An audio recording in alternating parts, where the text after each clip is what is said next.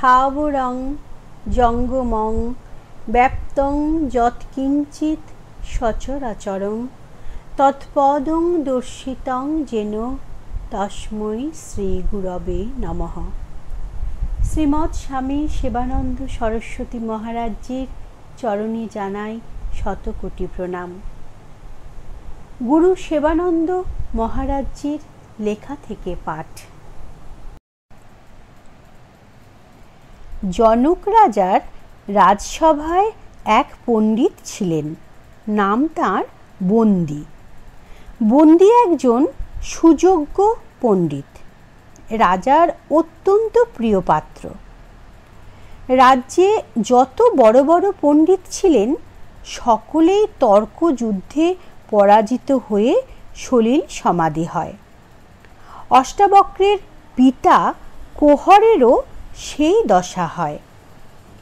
পিতাকে উদ্ধারের জন্য অষ্টাবক্র বন্দীর সহিত তর্কযুদ্ধে অবতীর্ণ হন। প্রথমেই শিশুর দেহের গঠন ও শৈশব অবস্থা দেখে সকলেই উপহাস ছলে অষ্টাবক্রকে রাজসভা হতে বার করে দেয়। কিন্তু রক্ষীরা তার প্রতাপ দেখে তাকে রাজার কাছে নিয়ে যায় এবং বন্দীর সহিত তর্কযুদ্ধের অনুমতি আদায় করে। 7 দিন ধরে ভীষণ তর্কযুদ্ধ, তার কিছু অংশ আমি এখানে উল্লেখ করছি। প্রথমে সংখ্যাতত্ত্বের উপর ভিত্তি করে তর্ক হয়। 4 সংখ্যার তর্ক।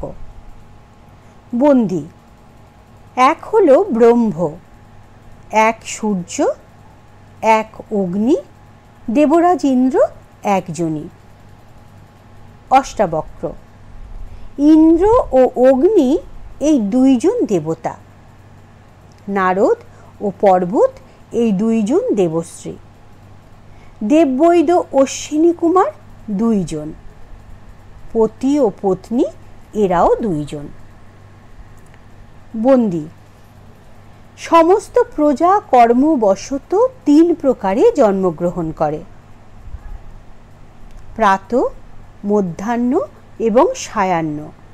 এই 3 সময়ই যজ্ঞের সময়। স্বর্গ, মর্ত্য ও নরক এই 3 লোক। বেদে কর্মজনিত জ্যোতিও 3 প্রকার।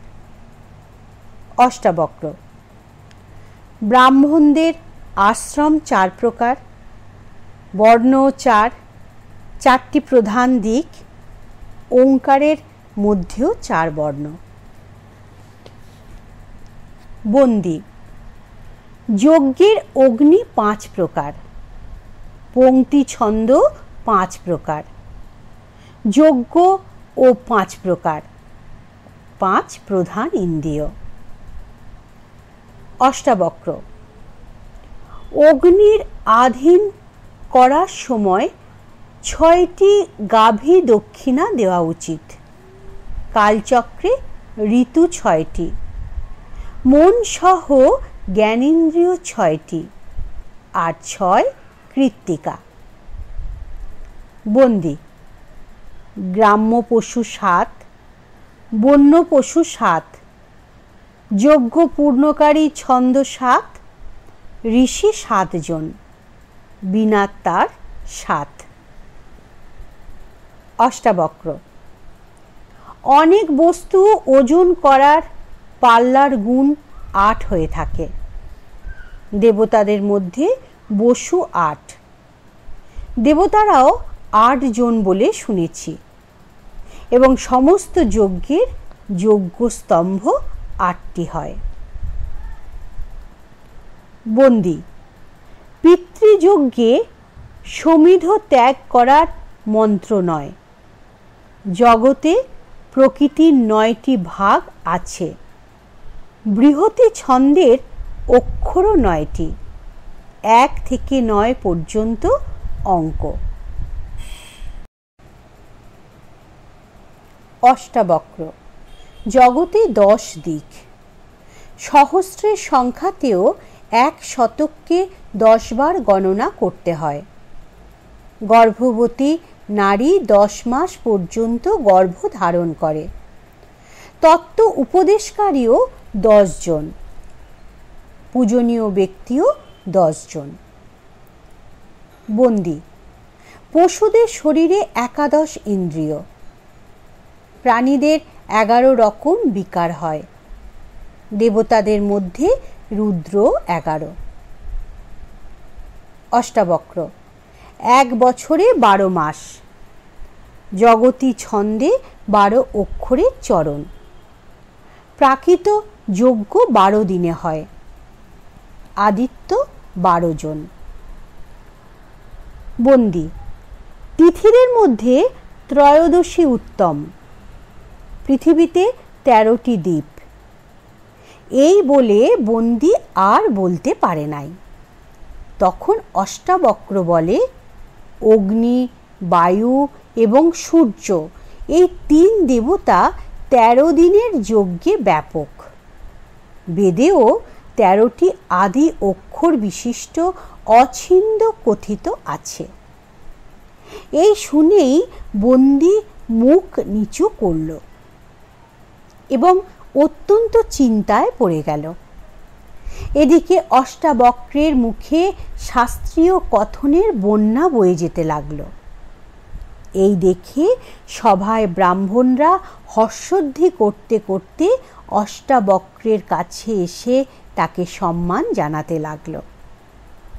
অষ্টাবক্র বললেন, রাজন, এই বন্দী বহু বিদ্বান ব্রাহ্মণকে শাস্ত্রার্থে পরাজিত করে জলে ডুবিয়ে দিয়েছে।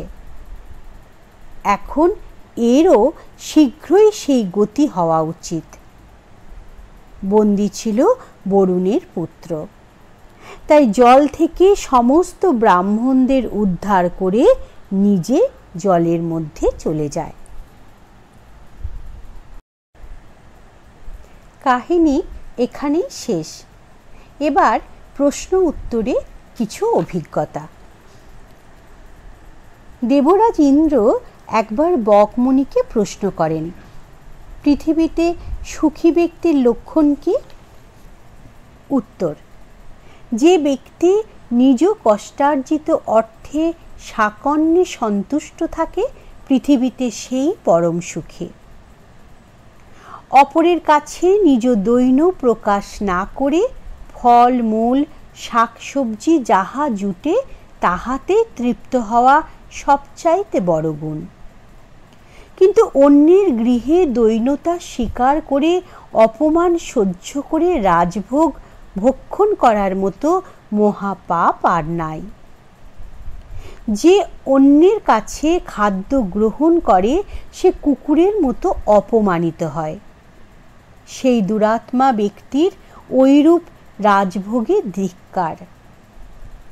যে ব্যক্তি নিজ পাক অন্ন পশু পাখি বা অন্য কোনো অতিথিকে প্রদান করে ভক্ষণ করে, সে বড়ই ভাগ্যবান। যে ব্যক্তি নিজে অতিথিদের তৃপ্ত করে স্বয়ং শেষে ভোজন করে, তার অন্নের যত গ্রাস অতিথি ব্রাহ্মণ ভোজন করেন, তত হাজার গাভী দানের পুণ্য সেই দাতা প্রাপ্ত হন। তার যুবা অবস্থায় করা যত পাপ নষ্ট হয়ে যায়। দুই দেশের দুই রাজা, প্রত্যেকেই গুণে মানে দান ও পাণ্ডিত্যে সমৃদ্ধ। দুইজনেই প্রত্যেককে বড় মানে, প্রত্যেকেরই অহংকার গগনচুম্বী। একদিন পথ পরিক্রমায় দুইজনের সাক্ষাৎ হয়। কেউই কাউকে ডান সাইডের পথ ছাড়তে নারাজ, কারণ ডান সাইডের পথ হলো গুরুজনের পথ। ফলে কেহই ওই পথ ছাড়তে নারাজ। উভয়ে বহুক্ষণ মুখোমুখি খাড়া, মুখে কোনো বাক নাই। এমত অবস্থায় এক সজ্জন ব্যক্তি ওই পথে এসে কাণ্ড কারখানা দেখে হতবাক।